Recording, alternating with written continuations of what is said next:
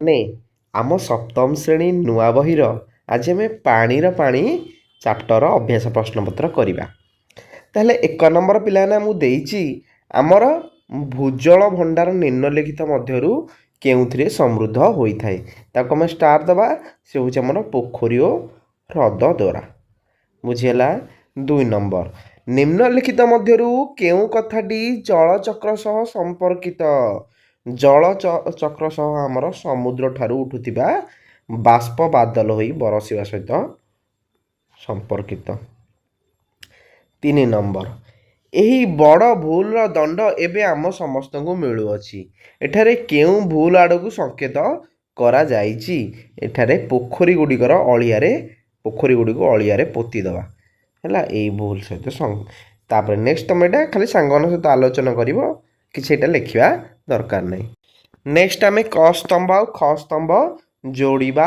1 number ଦେଇଛି ଆମର ବର୍ଷା ଜଳ ସଂଗ୍ରହ। ବର୍ଷା ଜଳ ସଂଗ୍ରହ ଆମର ହେଇଯିବ କ'ଣ? ବର୍ଷା ଜଳକୁ ପ୍ରାକୃତିକ ଅଥବା କୃତ୍ରିମ ରୂପରେ ପୃଥିବୀରେ ସଂଗ୍ରହ କରିବା। ନେକ୍ସଟ 2 ନମ୍ବର ଆମର ଦେଇଛି ଜଳ ସଙ୍କଟ। ଜଳ ସଙ୍କଟ ହେଇଯିବ ଜଳର ପରିମାଣର କମିଯିବା।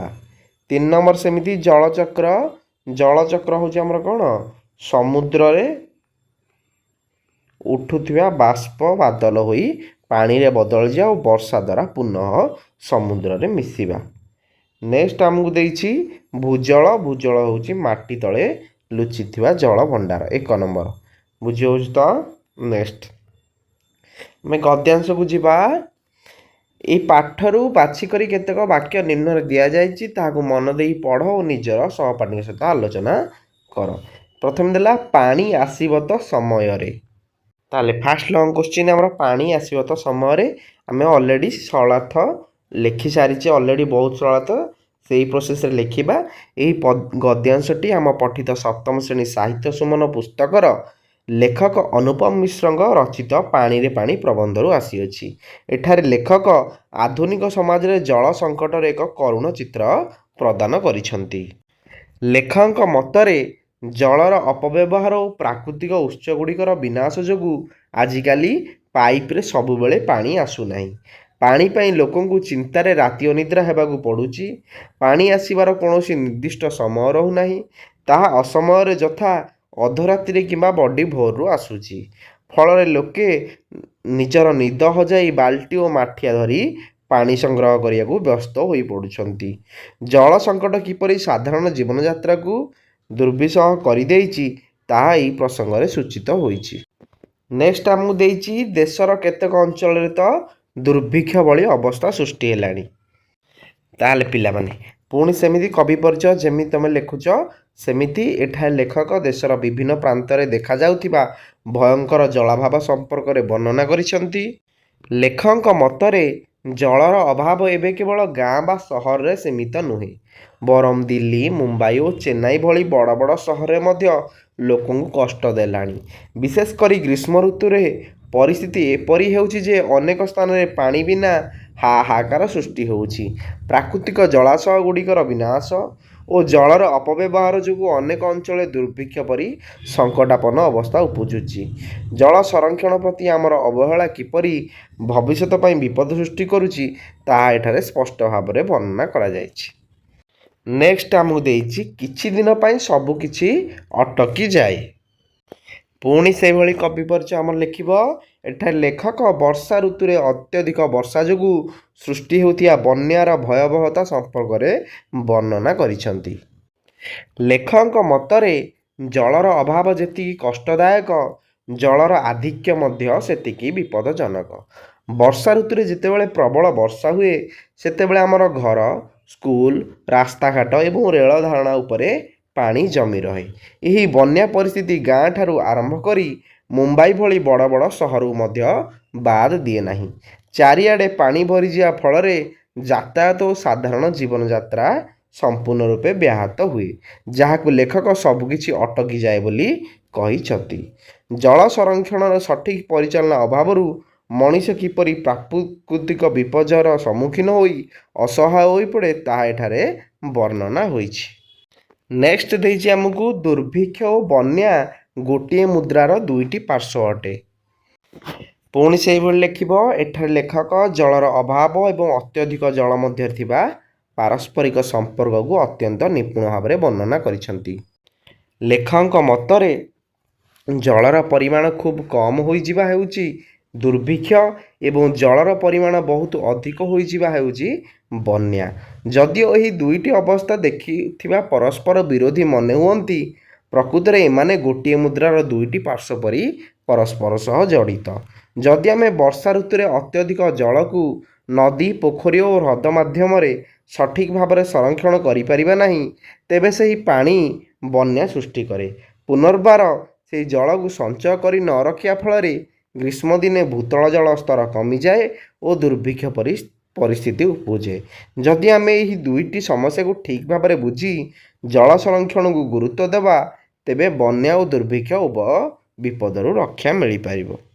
नेक्स्ट आम करवा पाठर यही पृथ्वी को विराट बड़ सरा घड़ी बोली कहीं कह जाइछि। पिलामाने पृथ्वी माटी तैयारी एक विराट सरा घड़ी सदृश। प्रकृति वर्षा ऋतु एथिरे प्रचुर मूल्यवान जल वर्षा करिथाए। आमर पोखरी ह्रद गुड़िक यही सरा घड़ी रे पानी भरिबार काम करती, जहाँ धीरे धीरे माटी तले थिबा गुप्त जलभंडार को समृद्ध करिथाए। तेणु पृथ्वी को एक विराट सरा घड़ी बोली कह जाइछि। खरे केउं धारारे जलचक्र संपूर्ण रूप निए। सूर्यंक किरण रे जल बाष्प होई बादल सृष्टि करे। परवर्ती समय यह वर्षा रूप में भूपृष्ठ और समुद्र को फेरी आसे। एक घूर्णन प्रक्रिया माध्यम जलचक्र पूर्ण रूप निए। गरे जदि सबु नई ह्रद और पोखरी सुखी जाए, तेबे कौन हब? तेबे भूतल भंडार समृद्ध हो पारिब नाही। फल ग्रीष्म ऋतु में नलकूप सुखीजा सह देशर भयंकर जलाभाव और दुर्भिक्ष परी अवस्था सृष्टि हेब। घरे पाठरे पानी को टंका ठारू अधिक मूल्यवान कहीं कह जाइछि, कारण पानी बिना जीवन बंचिबा संभव नुहे। वर्षा जल पृथ्वी रूपक सरा घड़ीर गुप्त राजकोष को समृद्ध करी आमको दुर्भिक्षरू रक्षा करे। तेणु पानी टंका ठारू अधिक मूल्यवान बोली कह जाइछि। नेक्स्ट आमको देला एई पाठरे शीर्षक पानी रे पानी दिया जाइछि। पाठर नाम एमिति कहीं दिया जाइछि, निजर सहपाठी मान सहित आलोचना करी लेख। पिलामाने जलचक्र प्रक्रिया रे समुद्र उठुथिया बाष्प पुनर्बार वर्षा रूप में पानी रे मिसी जाए। जलर यही निरंतर आवर्णन एवं संरक्षणर गुरुत्व को दृष्टि रखी विषयर नाम पानी रे पानी रखा जाइछि। नेक्स्ट खरे तुमे यही पाठटीर आउ केउ नाम देबाकू चाहुच कारण सह लेख। ए विषयर नाम जल ही जीवन मु देबाकू चाहूँगी, कारण यही विषय जल को टंका ठारू अधिक मूल्यवान कहुवा सह यार संचय और सुरक्षा उपरे विशेष गुरुत्व दि जाइछि। नेक्स्ट आमको पिलाने दुईटी वाक्य देइछि। आमर यही पृथ्वी मध्य एहीपरि एक सरा घड़ी अटे।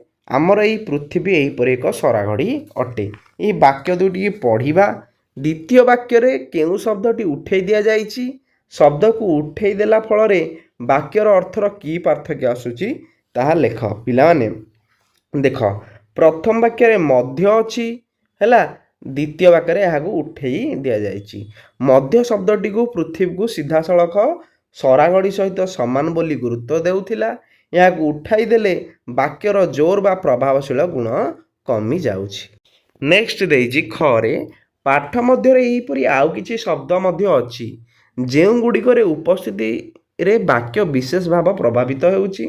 पाठ को पढ़ी सेहीपरि शब्द थिया वाक्य गुड़ी को बाछि लेख। पिलाने आम पाठ विषय त शब्दर प्रयोग देशर केतेक अंचल रे त दुर्भिक्ष भली अवस्था सृष्टि हेलानी। एठारे त शब्द अवस्थार गुरुत्वर को दर्शाउछि।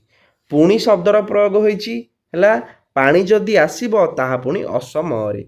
एठारे समयर अनिश्चितता उपरे जोर दउछि। ही शब्दर प्रयोग होउछि। एठारे ही आमर सबुठारु बड़ भूल। यह निर्दिष्ट भावे सही भूल को ही बुझाउछि।